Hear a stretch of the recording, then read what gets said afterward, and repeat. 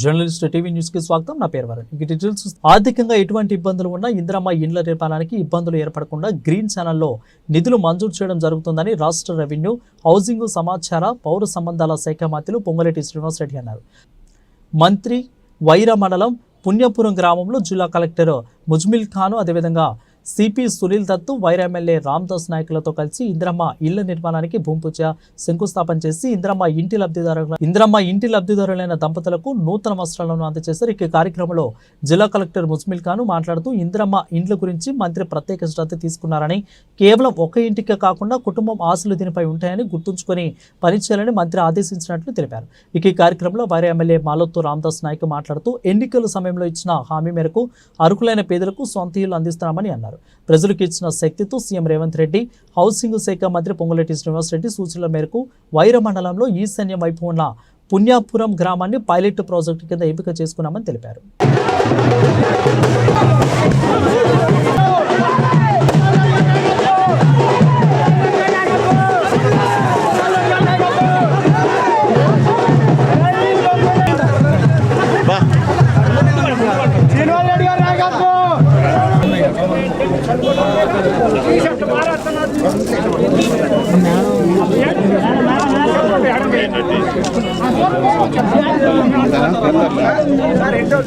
Collector గారు వేసారా, కొబ్బరికాయలు పెట్టారా?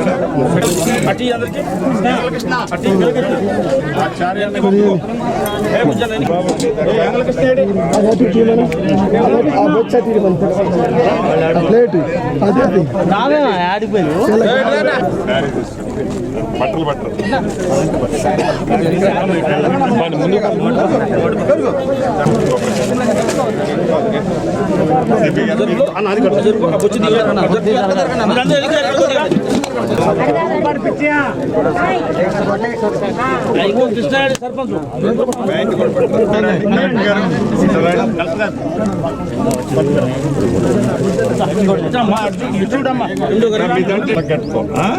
ఏమి ఇబ్బంది రాదు. ఫాస్ట్ గట్టి అంత తొందరగా కడితే అంత తొందరగా డబ్బులు ఇస్తాం.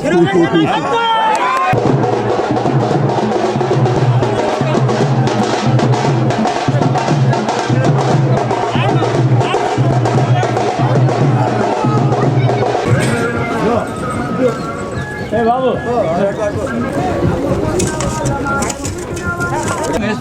ఇవ్వండి. ముడి చూసానా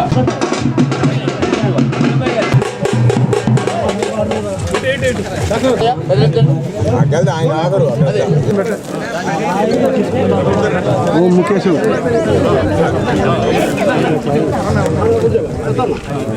ఓం ధ్రువం వేరాజావరణ ధ్రువం దేవో బృహస్పతి ఓం నమో భవతి ఆనందగ్రే హం నివేభ్యోదానర్వాణాసే భవాయు ఓం శాం నిశాం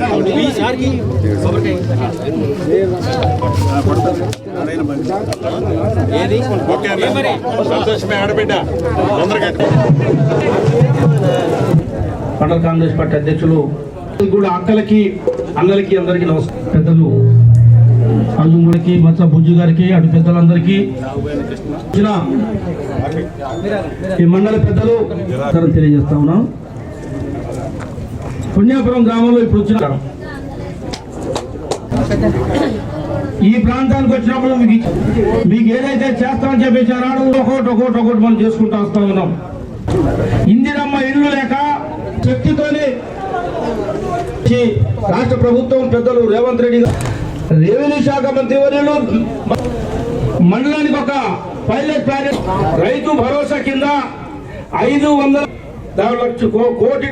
రూపాయల రెన్యువల్ రోడ్డు ఇందిరమ్మ రాజ్యంలో మీరు ఈ ఇందిరమ్మ రాజ్యం వచ్చిన తర్వాత రాపించిన దాంట్లో భాగంగానే గోస అనుభవించి ఈ ఏర్పడ్డ ఇందిరమ్మ మొదటి సంవత్సరంలోనే పేదవుడు చిరకాల కోరిక ఒక చిన్న ఇల్లు కట్టుకోవాలనే కోరిక నెరవేర్చాలని గౌరవ ముఖ్యమంత్రి రేవంత్ రెడ్డి గారి నాయకత్వంలోని మన ప్రభుత్వం చిత్తశుద్ధితో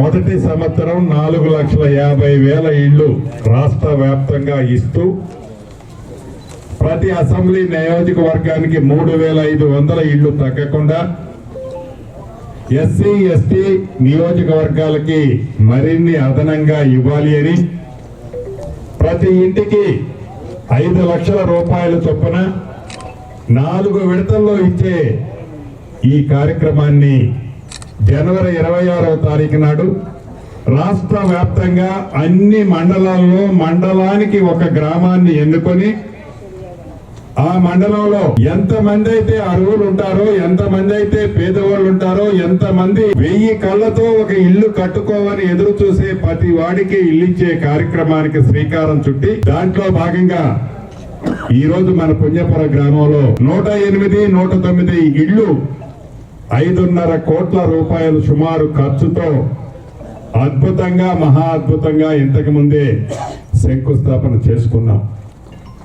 ఇందిరమ్మ ప్రభుత్వం అంటేనే పేదోడు ప్రభుత్వం, పేదోడు కష్టాలు తెలిసిన ప్రభుత్వం, పేదోడు ఘోషలో పాలు పంచుకునే ప్రభుత్వం. 4 గోడల మధ్యనో ఏసీ రూముల్లోనో ఫామ్ హౌజుల్లోనే ఉండే ప్రభుత్వం ఇందిరమ్మ ప్రభుత్వం కాదు. ఆనాడు రాష్ట్ర విభజన కంటే ముందు 2004 నుంచి 2014 వరకు మన ఇందిరమ్మ ప్రభుత్వంలో రాష్ట్ర వ్యాప్తంగా ఆనాటి ఉమ్మడి ఆంధ్రప్రదేశ్ లో, ఈనాటి తెలంగాణ రాష్ట్రంలో సుమారు 23 లక్షల ఇందిరమ్మ ఇళ్లు కట్టించిన ఘనత మన ఇందిరమ్మ ప్రభుత్వానికి. ఏ ఊరు పైన, ఏ గ్రామం పైన, ఏ తండా పైన, ఏ గూడానికి పైన, ఏ అడవిలో మారుమూల ప్రాంతంలో 4 ఇళ్లున్నా అక్కడ స్వావేసిన ఇల్లంటూ ఉంటే ఆ ఇల్లు మన ఇందిరమ్మ ప్రభుత్వంలో కట్టిందే. కానీ సాధించుకున్న తెలంగాణ రాష్ట్రం ఏర్పడిన తర్వాత మాయ మాటలు చెప్తూ, అద్భుతాలు చూపిస్తూ, ఇదిగో నీకు డబుల్ బెడ్రూమ్ ఇల్లు ఇస్తున్నాని ఎన్నికలు వచ్చేటప్పుడు బొమ్మలు చూపించిన ప్రభుత్వం ఆనాటి ప్రభుత్వం. ఇందిరమ్మ ప్రభుత్వం అంటే మాటల ప్రభుత్వం కాదు, చేతల ప్రభుత్వం. ఇందిరమ్మ ప్రభుత్వం అంటే పేదవాడి కష్టాలు తెలుసుకొని కష్టాలు నెరవేర్చాలని తపన పడే ప్రభుత్వం మన ఇందిరమ్మ ప్రభుత్వం.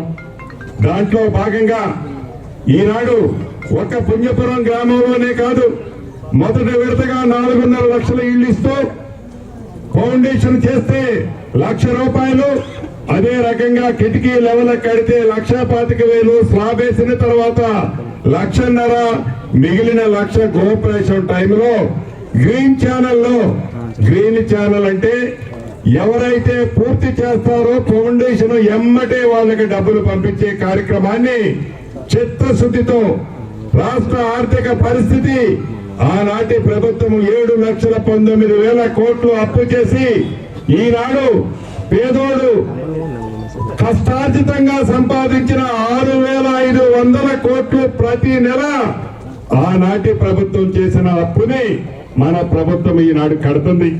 అయినా కూడా ఎక్కడా తగ్గకుండా ఇచ్చిన మాటలు ఇంకా కొన్ని చేయాల్సిన అవసరం ఉంది.